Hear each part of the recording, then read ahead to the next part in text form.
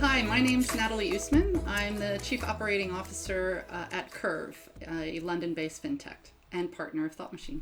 Thank you for joining us, Nathalie. My name's Gareth Richardson. I'm also the COO of Thought Machine and responsible for the Curve project, amongst other things. Okay, so what gets me up in the morning? Besides my bought since lockdown Peloton, which gets me up every morning with a lot of American doses of positivity, which I love. What really gets me up every morning is the challenge of building something new, building something that's never been done before, and frankly, working in this industry, which is a really exciting industry to be in.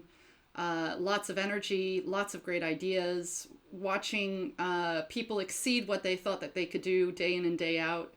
Those are the kind of things that really make me motivated every morning to get up and work late into the night as well. But yes, it's an exciting time and exciting industry. Yeah, I think just to add, all of that echoed, and then just to build something that would really, I guess, in some ways makes a difference or does something different and takes the industry forward.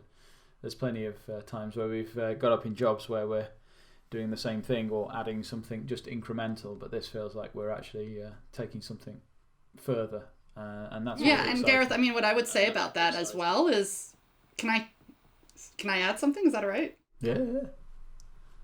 Yeah, okay. What I also like, Gareth, about what we're doing together on the credit side is I think it's something that people need going forward, given the economic landscape, the conditions, and having a product that's responsible, something that can help people out as they're trying to manage their finances, which is what we're doing together.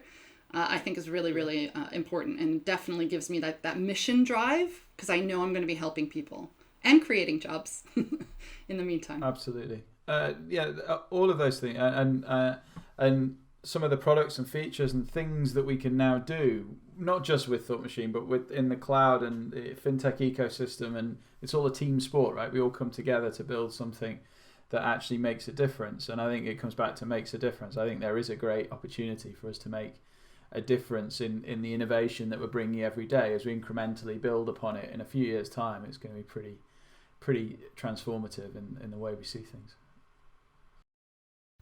My job, I would explain, I'd love to hear what you say, Gareth, but my job as a chief operating officer on many days feels like you have a lot of kittens and you're trying to put them into a box and maybe they don't always want to go into the box. So like herding cat.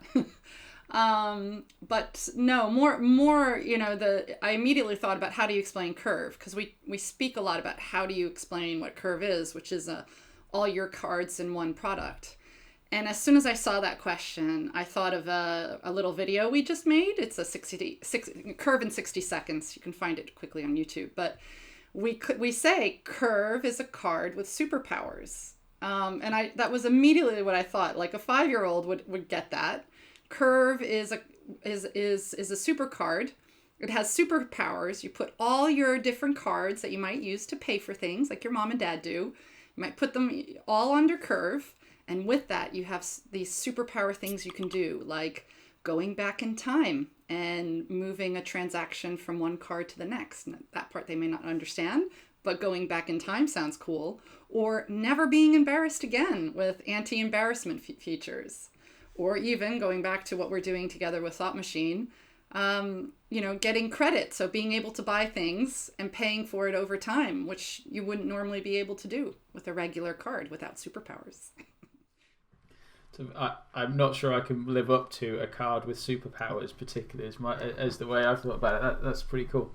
But yeah, no, when I thought about this, I thought about explaining what Thought Machine was in a similar vein and jumped straight to, well, it's about how when you go to buy something in a shop, you need to know how much money mummy or daddy has when they go shopping.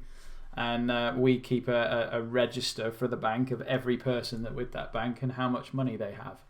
And when they go to the shop and say, I want to buy something, they come and ask us and we say yes, and then the shop gets to buy it. But I just sort of put it into those terms. But There's a lot more to it than that, but it's a good way of breaking it down to base level. In terms of my job, my job's to make sure that we deliver on the promises that we give people. So we say we'll do something, and then my job's to make sure that we do that. And that takes a lot of herding cats and other things, but it's about making sure that we do what we say we're going to do. This is a tough one, right? The next big thing to shape the future of fintech. There's stuff emerging all the time, but I think that the future of fintech is now, and for the next 5 to 10 years, is what we're already doing in somewhat the next 5 odd years, because we're building the building blocks now for new product types, new ways of running things, new ways of serving customers, reducing costs for incumbents. That unlocks potential of the big boys to start spending bigger money. It unlocks the potential of fintechs to be able to grow, scale, and change the narrative of which we've used financial services as such.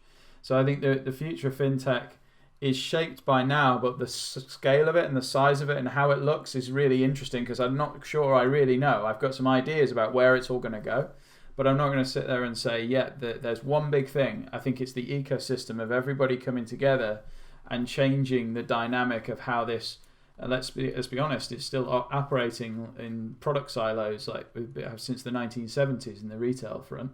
So we're actually starting to break that down with products like Curve and other stuff, where we start breaking those silos down in between what was credit and what's deposit and what's lending and what's credit cards at exorbitant rates versus not, and all the other pieces. We just change that whole dynamic, and I think what emerges out of that will be the future of fintech, but the future of finance as well.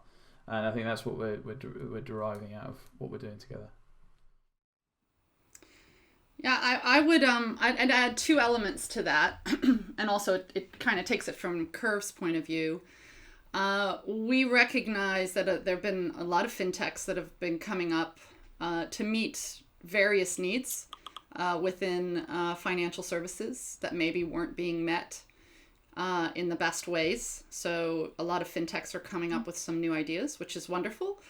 But we believe, and that's what's driving Curve, is that we're in a good place to help rebundle all of that, because it's now these microservices, and rebundling it, I think, is something that will be really powerful for consumers. So, for example, we're starting with the cards, but we're moving on into other areas. So I would say that that's one thing that's going to be in the future of fintech. And then the second one, I think we'd be remiss not to understand or take advantage of how COVID has changed the payments world. Since we're never going out now, as we're in lockdown, online payments have been going up, and cash is basically gone, contactless going up, mobile payments going up. So I think there's a real opportunity to take advantage of that, and we had already seen that in Asia in the past couple of years, and I wonder what new things will be coming to us here in Europe and the rest of the world. So let's see. For example, QR codes. When we opened up over the summer, we were ordering in pubs off a menu that we were reading with QR codes. So maybe that's something that might find its way here in a more prominent way, as an example. Yeah. It'll also be interesting to see how the increase in, or the 400% increase in interchange fees in the UK as we change away from, or Brexit comes along, and the realities of it, how that changes the dynamic of drives to QR codes and token payments, things like that. I don't think anybody would say it's easy, but I think a lot of people think that the money comes easy just because there's a lot of investment from VCs that we keep hearing about going into fintechs. But I think, that investment comes with some pretty big expectations. And so we are always under pressure. And we're under pressure for ourselves and for our customers to keep delivering. We certainly, for ourselves, I can only talk for myself, but we were working with Thought Machine at the same time. So I know both of us did not take COVID as an excuse to stop and take the foot off the gas. If anything, we doubled down and worked even harder. So, I think it's about that focus and that drive that you do never let up. But I think people know that about fintechs. So yeah, no matter how big you get, it still doesn't get any easier. You're still under the pressure from yourself, I guess, from your own drive, because you know what you can do. Yeah, and every fundraise sets a new expectations and new bars that you've got to go chase and meet. But I think there's also a bit of a myth that every fintech's the same. We all have different lenses and different focuses, and yes, the fundraising and other stuff is very similar and creates a similar dynamic. But I think some of the culture and some of the other things, some people focus on that a huge amount. Some people don't. Well, there's a product firm have a different regulatory burden than Curve does, for example, and that enables us to have a different culture. Doesn't mean better or different, but it's just different. And people think that every fintech is exactly the same, and we're not. There are different parts of it. Some are closer to tech companies, some are closer to banks, but there's a variance there, right? Yeah. Speaking of banks, Gareth, the one that's, this is just specific to Curve. The myth we have to debunk is we are not a bank, Curve. Everybody always seems to think we're a bank. We're not a bank. We think your bank, whatever bank it may be, neobank, digital bank, traditional bank, is just fine. All we want to do is give you a better banking experience. So we're Absolutely. not a bank. And we're not regulated like a bank either. Even we run through SaaS and other things, different banking infrastructure. We're not regulated as a bank, but there are some that are, and that brings different dynamics to the whole thing. And I think people just think of it as the same thing, and it's not. But it is good fun. In 5 years' time, well, for me, I think it will be antiquated to carry a wallet. You won't need a wallet anymore. I certainly don't have one anymore. Yeah, I keep having to find mine when I need to go and find some physical card for some reason. In lockdown that's changed a lot of things. I think what we're 5 years. I think certainly from a Thought Machine perspective, we're dealing with people from Curve who are already well down the track in terms of talking about having a cloud native ecosystem and understanding what that means and how it drives forward. And then we're talking to people who don't, and it's a people and culture problem that they're dealing with. I hope in 5 years we're no longer talking about the cloud. It's just the way we're actually doing it, because that's the way that's the way we are doing it, right? Well, 5 years ago we talked a lot about the cloud, didn't we? It was all, oh, should we do that? Oh, is it safe? Yeah, and I'd hope in 5 years we're not having that conversation. Hopefully not. And that would be a lovely position to be in. So it's not antiquated, it'd just be accepted. And that's the way we should be doing business, and that's the way we should be moving forward with it. For me, it'll be APIs.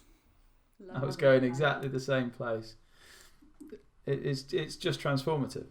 APIs are the best. Yeah. I mean, it means that we have a loosely coupled, decentralized set of participants that can take part in a single thing. I mean, it just means that we can all work in our own way and still talk to each other. And that doesn't mean total standards, but there are ways to communicate that are standards based, and then we use APIs to do that. It just enables so much, and it speeds up. It gives us flexibility. That's the sort of, I guess, the sprinkling that makes this whole ecosystem work in the way it does. APIs. I feel that we should be solving something. We should have a mission. We should have something that we are attaching ourselves to. Else we're just a bit me too, and you're not going to get the drive and the ambition and the goal and the pulling together of great people. And that's what I think builds a great fintech company, is the people, and making sure that we've got great caliber of people that you're working with every day. I want to be challenged by talking to smart individuals who think slightly differently or bring different experiences to bear, but drive us forward in imaginative and innovative ways. But also we get a lot of stuff done. And I think that if you don't have that culture, or you don't have that drive and collective mission, then it doesn't pull everyone together to push in the right direction and bring their imagination to bear in the right way. So I guess that's where I go. I don't know what you think, Nathalie. For me, good looks like solving a customer problem. So solving somebody's problem. They're maybe not yet a customer.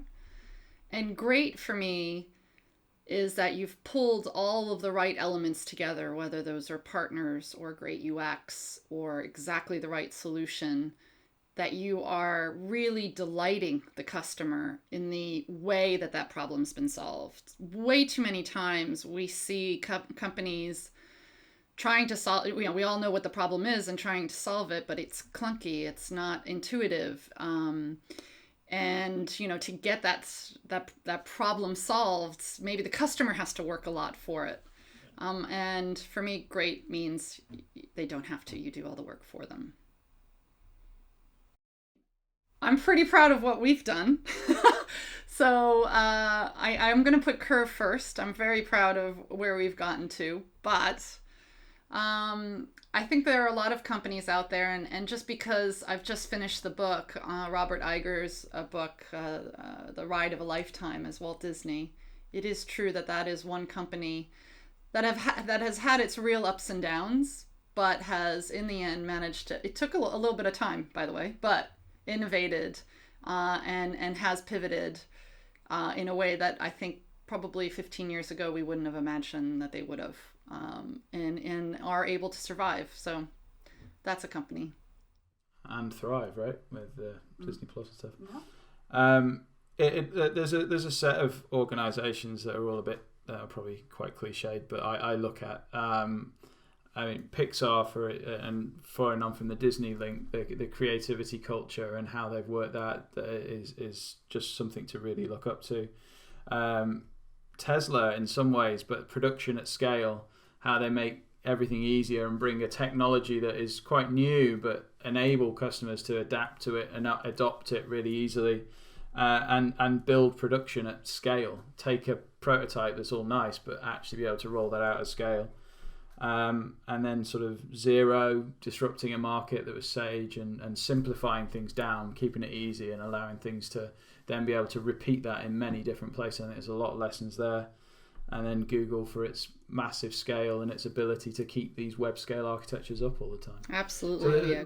So there's just and of course Curve for amazing replatforming from Wirecard and other things. But yes, there's a few that I look to for different aspects across them.